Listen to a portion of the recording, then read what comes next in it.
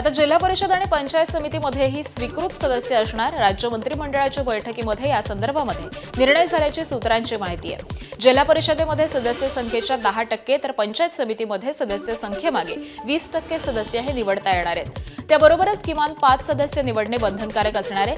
लवकरच विधिमंडळामध्ये कायदा पारित केला जाणार आहे। रायगड जिल्हा परिषद अध्यक्षपदाच्या निवडणुकीचा कार्यक्रम जाहीर करण्यात आलेला आहे। 12 मार्चला अलिबागच्या मुख्यालयामध्ये अध्यक्ष आणि उपाध्यक्ष पदासाठी निवडणूक प्रक्रिया पार पडणार आहे। रायगडचे जिल्हाधिकारी किशन जावळे यांनी परिपत्रक काढत निवडणुकीची अधिकृत घोषणा केली। दरम्यान महायुतीतील भाजप, शिवसेना आणि राष्ट्रवादी काँग्रेसमध्ये रस्सीखेच ही सुरूच असून 12 मार्चला त्याला पूर्णविराम मिळणार का याकडे सगळ्यांचंच आता लक्ष लागलंय। अमरावती महानगरपालिकेमध्ये काँग्रेसनं 2 स्वीकृत नगरसेवकांची निवड केलेली असली तरी पक्षातील अंतर्गत गटबाजी ही समोर आली आहे। काँग्रेसच्या महिला शहराध्यक्ष जयश्री वानखेडे यांनी निवड प्रक्रियेमध्ये आपल्याला डावलल्याचा आरोप केलेला आहे। तर दुसरीकडे महाराष्ट्र प्रदेश काँग्रेस सचिव आसिफ तक्कल आणि इतर पदाधिकारी यांनी स्पष्ट शब्दांमध्ये नाराजी व्यक्त करत पक्ष 1-2 लोकांच्या निर्णयानं चालू शकत नाही असं म्हटलेलं आहे। तर या निर्णयाविरोधामध्ये वरिष्ठांकडे तक्रार करण्याचा इशारा आसिफ तक्कल यांनी दिलाय।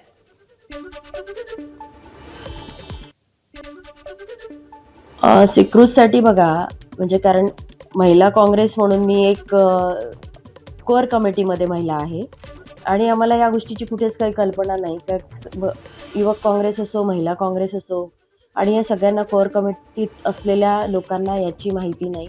परंतु काय की स्वीकृतसाठी आम्ही म्हणजे मी महिला काँग्रेस म्हणून मी स्वतःचं माझं मत मांडते की मी तिकीट घेतली नाही, मी या प्रभागामध्ये मेहनत घेतली। मला जेव्हा शब्द दिला जातो तेव्हा मी या गोष्टीला हे केलं की मला डावलल्या गेलं कुठे।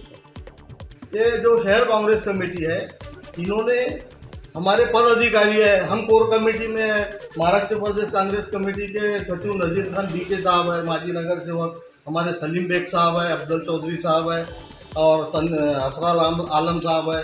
जितने भी यहाँ खड़े हैं माजी सब यहाँ पर हमने जमा किए हैं।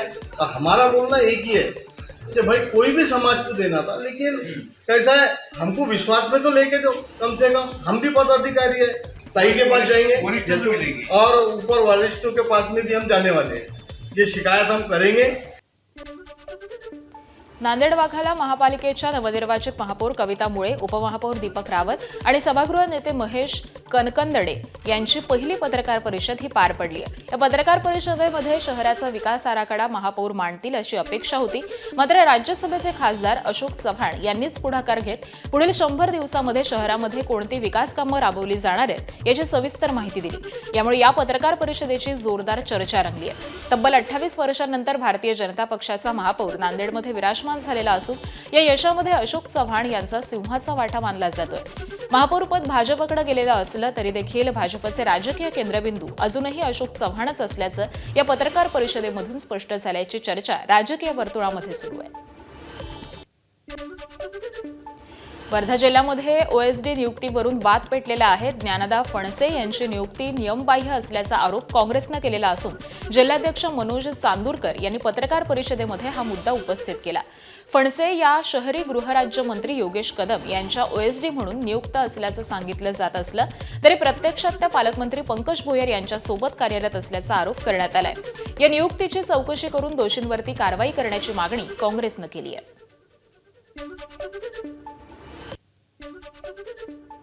वर्धा जिल्ह्याच्या पालकमंत्री साहेबांकडे जे आता ओएसडी म्हणून कार्यरत आहे, विशेष कार्यकारी अधिकारी म्हणून ज्या कार्यरत आहे ज्ञानदा फणसे, ज्या जिल्हा परिषद वर्धाच्या पहिले उपमुख्य कार्यकारी अधिकारी होत्या आणि तेथून उसनवारी तत्वावर शासनाच्या आदेशाप्रमाणे त्यांची एका विभागात ओएसडी म्हणून नियुक्ती झाली आहे। ज्या ठिकाणी त्याची बदली झाली त्या ठिकाणी न जाता त्या दुसऱ्या विभागाच्या आस्थापनेवर कार्य करत आहे। त्याच्यासोबत त्याच्या जे लोक याच्या जबाबदार आहे हे थाकणारे त्याच्यावरही कारवाई करावं, आला टाइम तर याच्यावर फौजदारी गुन्हा दाखल करावा। राज्यभरामध्ये मराठी माध्यमांच्या शाळा बंद पडत असल्याच्या चर्चांवरती मुख्यमंत्री देवेंद्र फडणवीस यांनी विधानसभेमध्ये प्रतिक्रिया दिली. आपण स्वतःची मुलं इंग्रजी शाळेमध्ये घालतो आणि इथं मराठी शाळांबद्दल भावना व्यक्त करतो, असं देवेंद्र फडणवीस यांनी म्हटलंय. तसंच 2000 किंवा 65,000 शाळा बंद झाल्याचे दावे हे चुकीचं असल्याचं सांगत राज्यामध्ये आज देखील 84% शाळा मराठी माध्यमाच्या असून 70% विद्यार्थी तिथे शिक्षण घेत असल्याचं मुख्यमंत्री फडणवीसांनी स्पष्ट केलंय. आपण सगळे आपल्या मुलांना इंग्रजी शाळेत शिकवतो आणि इथे आपण सगळे चर्चा करतो मराठी शाळा बंद पडत आहेत. हा प्रश्न आहे ना, याच्या पाठीमागे नुसतं आपली भावना असून फायदा नाही आहे. पुरे हे आकडे इतक्या कॉन्फिडंटली येतात कुठून मला समजत नाही. 2000 मराठी शाळा बंद करणार, 65,000 मराठी शाळा बंद पडल्या, पण एकूण आपण जर बघितलं तर आजही आमच्याकडे 84% शाळा ज्या आहेत त्या मराठी माध्यमाच्या आहेत आणि या शाळांमध्ये एकूण 70% विद्यार्थी हे आमचे शिकतायत. मुंबई महानगरपालिकेचं कामकाज हे पूर्ण मराठीतच हवं अशी मागणी भाजपचे स्वीकृत नगरसेवक प्रवीण छेडा यांनी महापालिका सभागृहामध्ये बोलताना केली. महापालिकेमध्ये अधिसूचना काढताना होत असलेल्या इंग्रजी भाषेच्या वापराला प्रवीण छेडा यांनी आक्षेप घेतला. मुंबई महापालिकेमध्ये अभियंत्यांच्या पदोन्नती प्रक्रियेमध्ये मराठी भाषा येणं आणि परीक्षा उत्तीर्ण असणं आवश्यक असल्याचं मत त्यांनी व्यक्त केलंय. अधिकारी आणि कर्मचाऱ्यांना पदोन्नती देताना मराठी भाषेची अट तपासण्यात येते, याकडे प्रवीण छेडा यांनी लक्ष वेधलं. तर पदोन्नतीसाठी अटी लावणाऱ्या मुंबई महापालिका प्रशासनानं कामकाजामध्ये देखील पूर्णपणे मराठीचा वापर करावा अशी सूचना केली. मराठी भाषा पात्रता पूर्ण न केलेल्या अधिकाऱ्यांची पदोन्नती प्रकरणं ही प्रलंबित ठेवण्यामध्ये आली आहेत. हा मुद्दा देखील त्यांनी उपस्थित केला. आम्ही ते सांगतो की जेव्हा महानगरपालिकेच्या कर्मचाऱ्यांकडे आम्ही जातो किंवा कुठला एखादा पत्राला आम्ही पत्र मराठीमध्ये लिहून देतो तर त्याचं उत्तर आम्हाला इंग्रजीमध्ये येतो. आणि जेवढे महानगरपालिकेचे सर्क्युलर निघतात ते सगळे इंग्रजीमध्ये लिहितात. मग का मराठीचा आपण आग्रह करतो आम्ही, मग तरी तुम्ही उत्तर ते इंग्रजीमध्ये जर मिळत असेल, सगळे सर्क्युलर इंग्रजीमध्ये मिळत असेल, तर माझी अशी महापौरांना विनंती होती की 27 फेब्रुवारीला मराठी भाषा दिवस आहे. त्या दिवसापासून कंपल्सरी करा की प्रत्येक जे काही अधिकारी आहेत त्यांनी जे काही सर्क्युलर निघत असेल महानगरपालिकेमध्ये ते मराठीमध्ये निघाले पाहिजे अशी मी मागणी केली. ठाण्यातील ज्येष्ठ शिवसैनिक आणि धर्मवीर आनंद दिघे यांचे निकटवर्तीय सहकारी उद्धवराव जगताप यांचं वयाच्या 98व्या वर्षी वृद्धापकाळानं निधन झालंय. त्यांच्या निधनानं ठाण्यातील शिवसैनिकांमध्ये शोककळा पसरलेली आहे. आनंद दिघे यांच्या काळामध्ये शहर शाखाप्रमुख म्हणून काम पाहणाऱ्या जगताप यांनी आयुष्यभर शिवसेनेमध्ये सक्रिय भूमिका बजावली. त्यांच्या अंत्यदर्शनासाठी उपमुख्यमंत्री एकनाथ शिंदे यांच्यासह अनेक मान्यवर हे उपस्थित होते.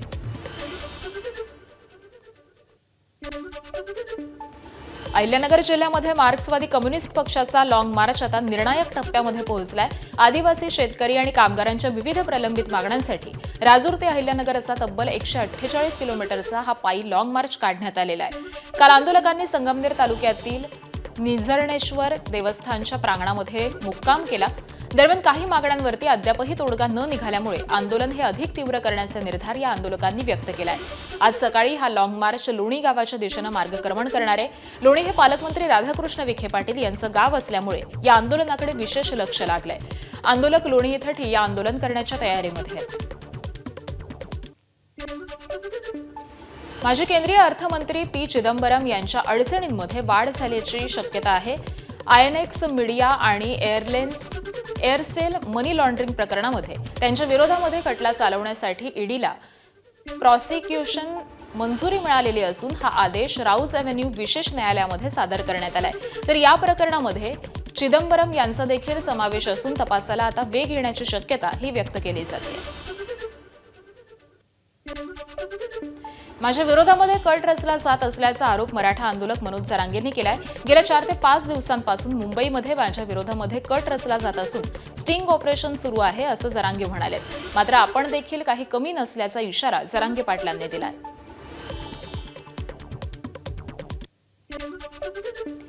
यवतमाळ वाशिम मतदारसंघाचे ठाकरेंच्या शिवसेनेचे खासदार संजय देशमुख यांच्या वाहनाला अपघात झालेला आहे. दिग्रस रोडवरील साखरा गावाजवळ टिप्परनं त्यांच्या 4 चाकीला जोरदार धडक दिली.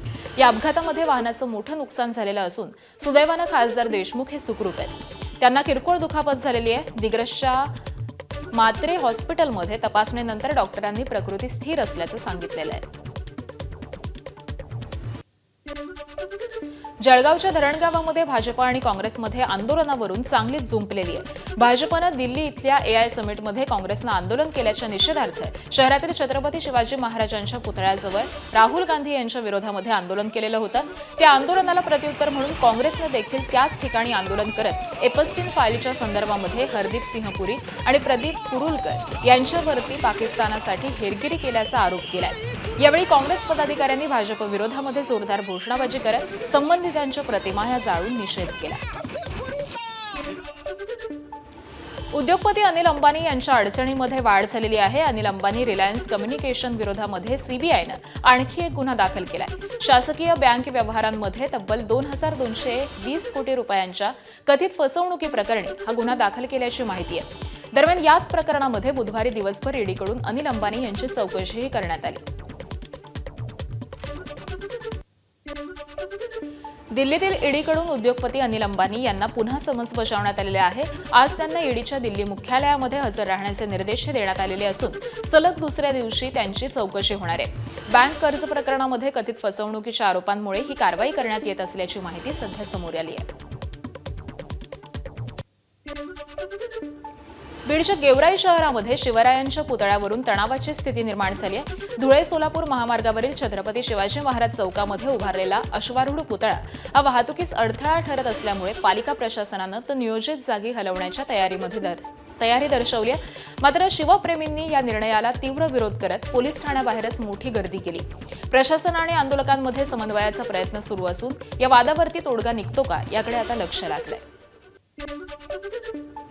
ई-चलान विरोधामध्ये राज्यातील वाहतूकदार आक्रमक झालेले आहेत. महाराष्ट्र ट्रान्सपोर्टर्स ॲक्शन कमिटीनं जनआक्रोश आंदोलनाची घोषणा केलेली आहे. चुकीच्या पद्धतीनं दंड आकारला जात असल्याचा आरोप करत कंटेनर, ट्रक, टेम्पो, रिक्षाचालक आणि मालक हे मोठ्या संख्येनं सहभागी होणार आहेत. दरम्यान येत्या 5 मार्च रोजी राज्यव्यापी संप करून ई-चलान हे रद्द करण्यासाठी सरकारवरती दबाव टाकण्याचा इशारा या वाहतूकदारांनी दिलाय. जळगावमध्ये ऑल इंडिया रिन्युएबल एनर्जी असोसिएशनच्या वतीनं महावितरण कार्यालयावरती निषेध मोर्चा काढण्यात आला. सोलरबाबत महावितरणाच्या निर्णयाचा तीव्र निषेध व्यक्त करण्यात आलाय.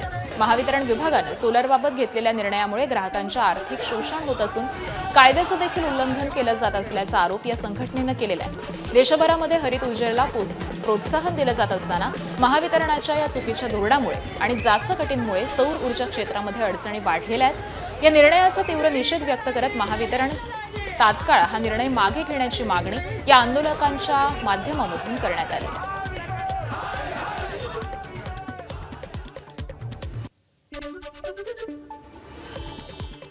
धुळे महानगरपालिकेमधील घंटागाडी कर्मचाऱ्यांनी 3 महिन्यांचं थकीत वेतन आणि 2 वर्षांचा PF न मिळाल्यानं आंदोलन केलंय. मात्र प्रशासनानं आंदोलन तात्काळ मागे घ्या आणि कामावरती रुजू व्हा असे आदेश दिलेले आहेत. दरम्यान वेतन न मिळाल्यामुळे आर्थिक विवंचनेमध्ये सापडलेल्या युवराज सारवात या कर्मचाऱ्यानं विषारी औषध प्राशन करून आत्महत्येचा प्रयत्न केला. या प्रकरणामध्ये महापालिका प्रशासनाविरोधामध्ये गुन्हा दाखल करण्याची प्रतिक्रिया ही सामाजिक कार्यकर्ते मयूर बैसाणी यांनी दिली आहे. मुंबईच्या गोरेगाव पूर्वेतील आरे कॉलनी परिसरातील 27 आदिवासी पाड्यांमधील नागरिक अनेक वर्षांपासून उपचारांपासून वंचित होते. आरे हॉस्पिटल डॉक्टर नसल्यामुळे बंद असल्यामुळे सुमारे 10 ते 15 हजार नागरिकांना जोगेश्वरी ट्रॉमा केअर आणि कूपर हॉस्पिटलमध्ये अवलंबून राहावं लागत होतं. दरम्यान शिवसेना खासदार रवींद्र वायकर यांच्या पाठपुराव्याला यश मिळालेलं असून हे हॉस्पिटल लवकरच मुंबई महानगरपालिकेकडून सुरू करण्यात येणार आहे.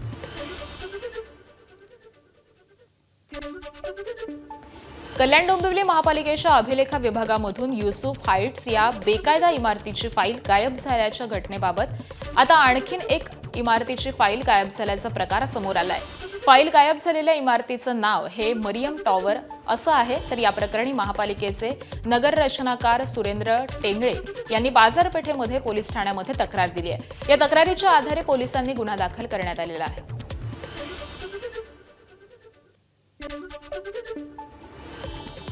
मालाड पश्चिम येथील पाठारेवाडी स्मशानभूमी परिसरातील शासकीय जमिनीवरील अतिक्रमणावरती प्रशासनानं संयुक्त कारवाई केली आहे. या मोहिमेमध्ये एकूण 17 अनधिकृत निवासी गोडाऊन हटवून सुमारे 23,934 चौरस मीटर शासकीय जमीन ही अतिक्रमण मुक्त करण्यात आलेली आहे. शासकीय जमिनींवरील होणारे बेकायदा बांधकाम आणि अतिक्रमण रोखण्यासाठी प्रशासन कटिबद्ध असून सार्वजनिक मालमत्तेचं संरक्षण आणि नियोजनबद्ध विकासासाठी अशा प्रकारच्या कारवाया या भविष्यात देखील सातत्यानं आणि कठोरपणे राबवण्यात येतील असा स्पष्ट इशारा प्रशासनानं दिलाय.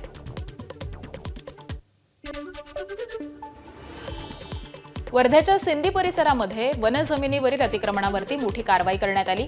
परसोडी शिवारामध्ये वनविभाग आणि पोलीस विभागाच्या जवळपास 400 अधिकारी आणि कर्मचाऱ्यांनी संयुक्त मोहीम राबवत तब्बल 3 हेक्टर वनजमिनीवरील अतिक्रमण हे हटवलेलं आहे. या कारवाई दरम्यान पोलिसांचा कडक बंदोबस्त ठेवण्यात आलेला होता. संपूर्ण प्रक्रिया ही शांततेत पार पडल्याची माहिती प्रशासनानं दिली आहे. सोलापूरच्या बार्शी तालुक्यामध्ये कुसळंब गावामध्ये जुन्या वादामधून गोळीबार झालाय, तर निशाणा चुकल्यामुळे तरुण थोडक्यामध्ये बजावलाय. बाळासाहेब उकिरडे नावाचा तरुण घटनेमध्ये जखमी झालेला आहे, तर या घटनेनंतर बार्शीमध्ये खळबळ उडालेली असून जखमी युवकावरती सध्या उपचार सुरू आहेत. तर हल्ला केलेले 3ही आरोपी हे फरार झालेले आहेत. त्यांच्या शोधासाठी बार्शी तालुका पोलिसांनी तात्काळ पथक हे रवाना केलेलं असून आरोपीचा सध्या शोध घेतला जातोय.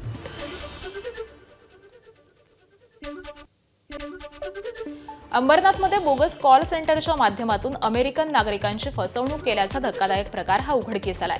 अंबरनाथ पश्चिम पोलिसांनी ग्लोब व्यावसायिक संकुलातील रुद्रा टेक आयटी यावरती धाड टाकत मालक कमलेश सचवानीसह 5 जणांना अटक केलेली आहे. तर आरोपी ग्राहकांना सॉफ्टवेअर विक्रीच्या नावाखाली पैसे उकळून त्यांना ब्लॉक करत असल्याची माहिती वरिष्ठ पोलीस निरीक्षक शब्बीर सय्यद यांनी दिली आहे. या प्रकरणाचा पुढील तपास हा सध्या सुरू आहे.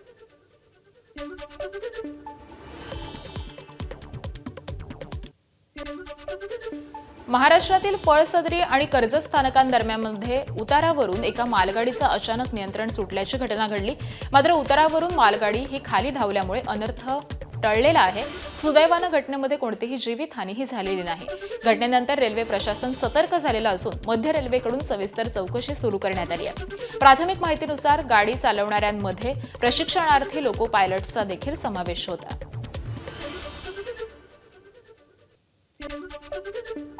इंदापूर तालुक्यातील डाळस क्रमांक 2 इथं सोलापूर पुणे महामार्गावरती भीषण अपघात झालाय. उभ्या असलेल्या आयशर टेम्पोला इको कारनं जोरदार धडक दिल्यामुळे हा अपघात घडला. यामध्ये 3घांचा जागीच मृत्यू झालेला आहे, तर चालकासह काही जण हे जखमी झालेले असून त्यांच्यावरती उपचार सुरू आहेत. भिगवण पोलिसांनी घटनास्थळी धाव घेत पुढील तपास सुरू केलाय.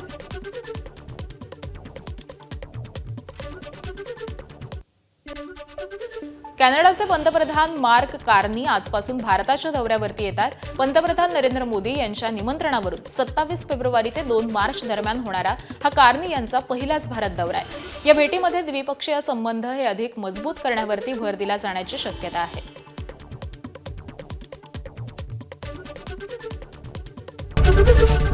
एबीपी माझा, उघडा डोळे बघा नीट.